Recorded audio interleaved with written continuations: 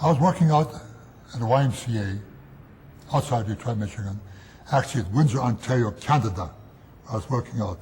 A guy in another room, the mat on the floor, he's a wrestling coach. He come in and said, I can put a hold on and make you scream. Get away, get away. After about 2 weeks, he's bugging us. I said, okay, go put a hold on me. He did. He put a hold on me and made me scream. So he said, look, I wrestle professionally at night. Why don't you guys take up wrestling? So I took up wrestling. I went to school there, started training and training and training. Went to St. Louis to wrestle. I made a big impact on the people there, the crowd there and everything like that. So they got me traveling around. I traveled. So I enjoyed it very, very much. My whole career, I made it into professional wrestling. I made 14 trips to Japan. I traveled. I lived in Australia for a while. I lived in Singapore, Hong Kong, Malaysia, Indonesia.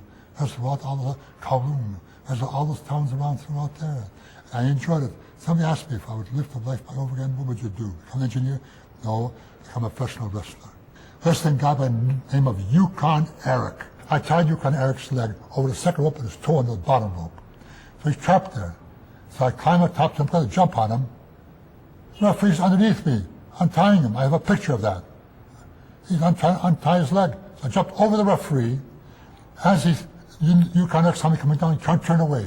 My shin bone scraped his cheek so tight, it ripped the side, his whole ear, the collar ripped it off the side of his head, rolled across the room like a golf ball. And blood spurting all over the place. His heart beat, boom, the blood spurted, boom. Somebody threw a towel at him, he put a towel over his head, and was soaked in a few seconds, the towel was soaked. Referee pushed me back.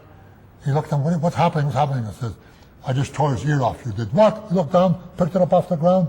Holy mackerel, that's his, still throbbing, that's his ear. Yukon Eric walks over to the corner into the dressing room. The referee said, what do I do now? Raise my arm, I'm the only one left here. Oh, okay. Raise my arm as the winner.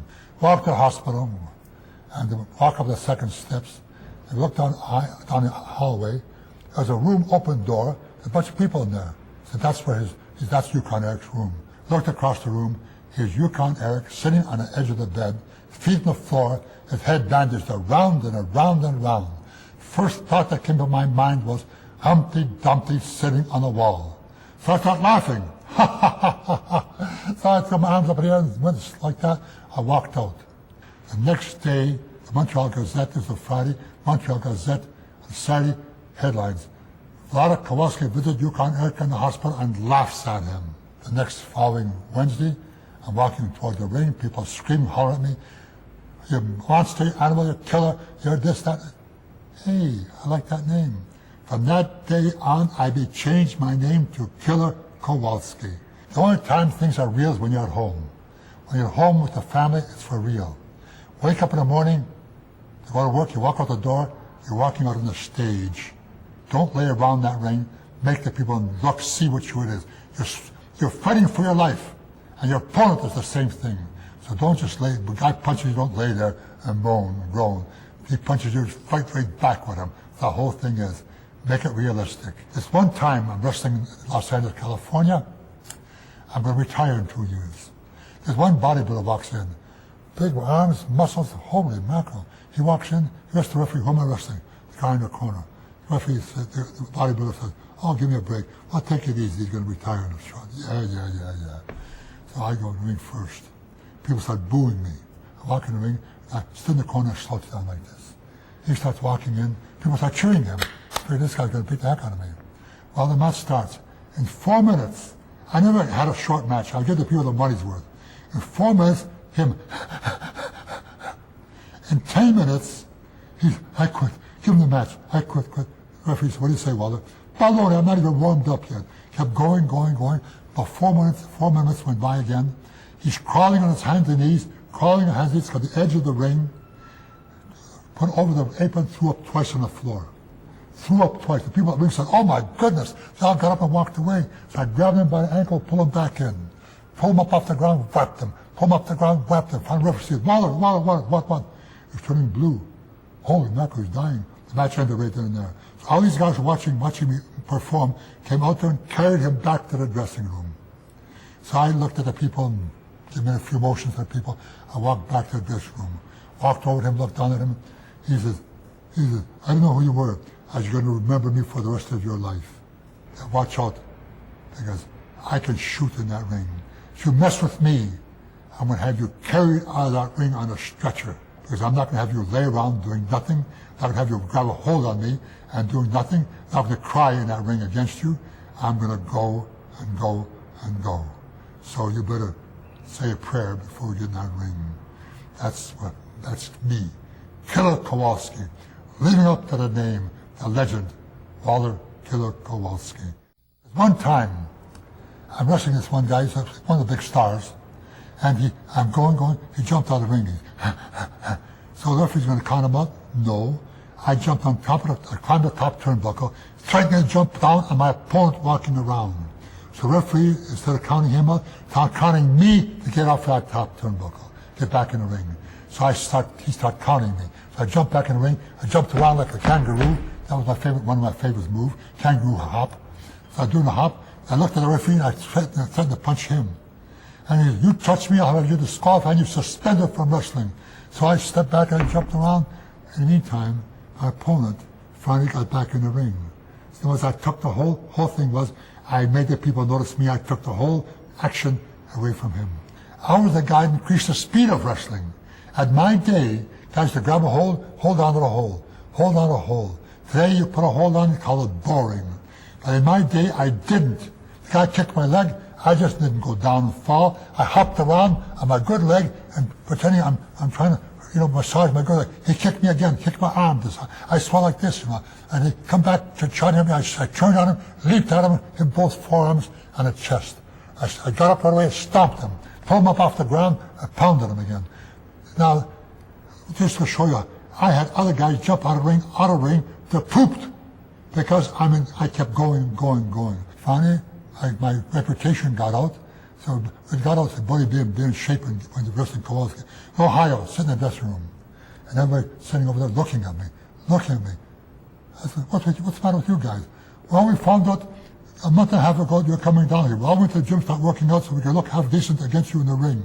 Thank you very much. So why don't you start working out before you would come down? Keep yourself in shape. Well, we didn't have to until you came around. Then we had to get in shape because we knew what was going to happen to us against you in that ring. This thing really happened. I go in the ring first. I'm just starting in the corner there. And one woman got up from ringside, and she looked up at me, and I just looked down at her, and she stabbed me in my leg right here, and ripped it right down to my boot. And I didn't say a word.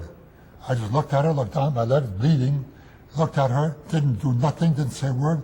She was so embarrassed at what she did. Her and her husband, sitting at ringside, got up and left the building. And I just looked at the people like this. They thought I was going to cry, scream, or holler. Didn't say a word. I just took the whole thing. So therefore, what happened? I'm a villain. People were supposed to scream at me. Instead, they applauded me. My favorite moves were the claw hold. I used to have the stomach, the claw hold. There's a pressure point between your ribs right up here. It's a pressure point. I was able to put my thumb there and squeeze so hard, and I twisted, and my wrestler used to scream at me. I travel alone. When I'm traveling, I had one hand on the wheel. I had a tennis ball in my lap. Take the tennis ball with one hand, squeeze. Put the tennis ball back in my lap, grab the wheel, grab the other hand, squeeze. I got to the point where I almost tear this wasn't overnight. This was months went by me doing this. I could almost tear a tennis ball in half after a while. But one time, this guy was a radio man. Called me up. He said, I'd like to have you come down and interview. Invite a bunch of children down to watch. So this guy's going to interview me. So he's interviewing me on the air. We're on the air. He's interviewing me. He said, now tell me, how could a claw hold on a stomach hurt? You can't tell me you can hurt anybody on the claw in the stomach. I said, well, want me to put it on you? Sure, go ahead, put it on me. I grabbed the shirt on the stomach and I twisted. He screamed, we're on the air, he's screaming, so I'm twisting more. I squeeze, he's screaming, we're on the air screaming. The children start crying, let him go. So I finally let him go. We finished the interview, walked out. The next day he was back on the radio, he said, ladies and gentlemen, Killer Kowalski put a call on me yesterday. It still hurts today.